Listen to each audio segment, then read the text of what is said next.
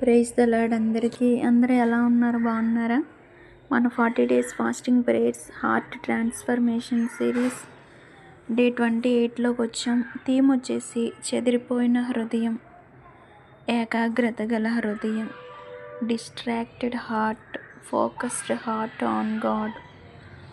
వాక్యం మత్తయి 6:21. నీ ధనమెక్కడ నుండునో అక్కడనే నీ హృదయమును ఉండును. ఈ కాలంలో మనకు ఒక పెద్ద సమస్య చెదిరిపోయిన హృదయం, డిస్ట్రాక్టెడ్ హార్ట్. మన హృదయం ఒక్క దేవుని మీద ఉండాలి, కానీ కొంత దేవునిపై, కొంత లోకంపై, కొంత మన సమస్యలపై, కొంత మన కోరికలపై, ఇలా మన హృదయం చాలా చోట్ల విభజించబడింది.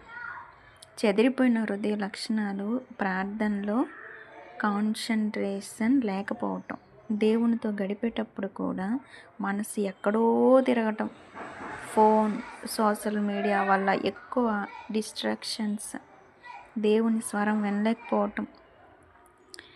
లూకా 10:38 నుంచి 42 వరకు వచనాలు చదువుకున్నట్లయితే అక్కడ ఏముంటుందంటే, మార్తా మరియా వీళ్ళు ఒక తల్లి పిల్లలే. లాజర్ యొక్క అక్కలు మార్తా మరియా.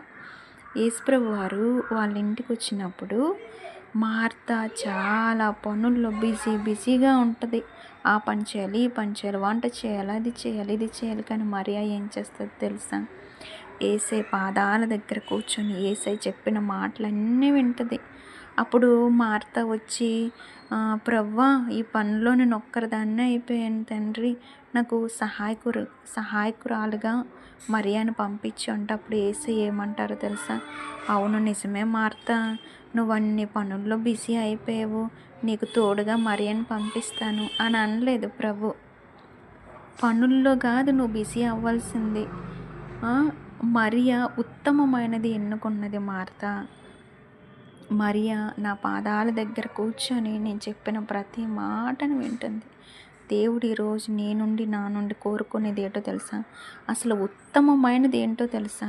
నీ దేవుని పాదాల దగ్గర నువ్వు కూర్చొని ఆయన బోధ నువ్వు వినటమే. ఇప్పుడు కూడా నువ్వు ఈ వాక్యం, ఈ మాటలు వింటున్నావు కదా, ఇదే ఉత్తమం. దేవుని మాటే ఉత్తమం. లోకంలో అనేక పనులు కాదు, దేవుడు చెప్పింది అదే. మరియా మంచిని ఎంచుకుంది. నీ హృదయం ఒక్కదానిపైనే ఉండాలి. అది నీ దేవుడైన, నీ ప్రభు అయినా, నీ రక్షకుడైన ఆ సృష్టికర్తపైనే నీ హృదయం ఉండాలి. ఏకాగ్రత హృదయం అంటే ఏంటి? దేవునికి మొదటి స్థానం ఇవ్వాలి. ఇస్తున్నాననే మాట కాదు, నీ హృదయాంతరంగాల్లో నుంచి రావాలి.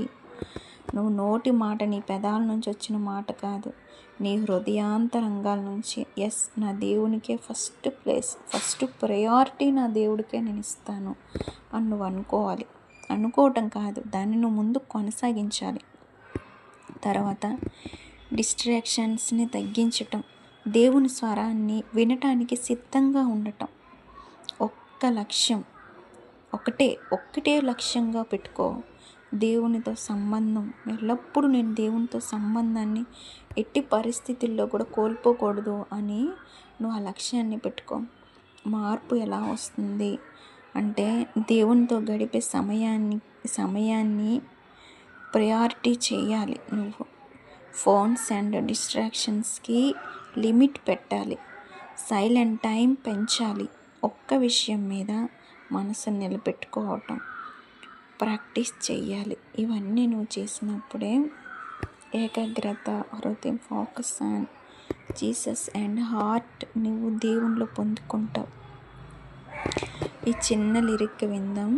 ఈ లిరిక్ వినడానికి, చెదిరిన గుండెతో, చెదిరిపోయింది నీ గుండె ఆలోచనలు అన్నీ, నలిగిన మనస్సుతో, నలిగిన మనస్సే దేవునికి ఇష్టమైన బలి. దేవుని సన్నిధిలో మోకరించి మొరపెట్టగా నువ్వు చేస్తున్న ఈ 40 డేస్ ఫాస్టింగ్ ప్రేయర్స్ ఏ రోజు డిస్ట్రాక్షన్ చెయ్యకు. దేవుని సన్నిధిలోనే మొరపెట్టు. దేవుడు ఖచ్చితంగా నీ ప్రార్థన ఆలకిస్తాడు. ఈ లిరిక్ విందాం.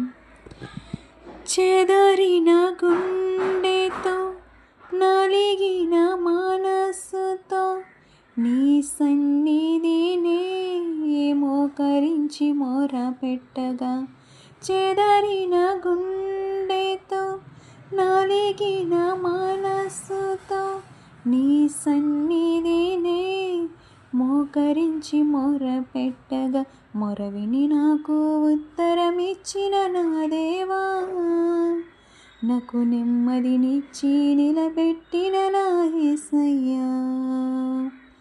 మొరవిని నాకు ఉత్తరమిచ్చిన నా దేవా, నాకు నెమ్మదినిచ్చి నిలబెట్టిన నా యేసయ్యా. కళ్ళు మూసుకున్నట్లయితే ప్రార్థన చేసుకుందాం. మహాపరిశుద్ధుడ, మహాగణుడ, ఈ పరిశుద్ధమైన శ్రేష్టమైన ఘనమైన నామమునకే కృతజ్ఞతాస్తుతులు స్తోత్రములు చెల్లిస్తున్నాను.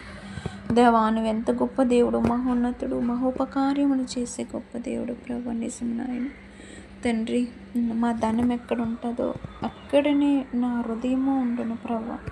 ఈరోజు నా తండ్రి ప్రభు, నా హృదయము ధనము మీద కానీ, పేరు మీద కానీ, లోకం మీద కానీ, పేరు ప్రఖ్యాతులు దేని మీద కూడా నా హృదయం లేకుండా ప్రభు, నా హృదయం ఎల్లప్పుడూ నీ వద్దే ఉండే కృప దయచేయండి ప్రభు.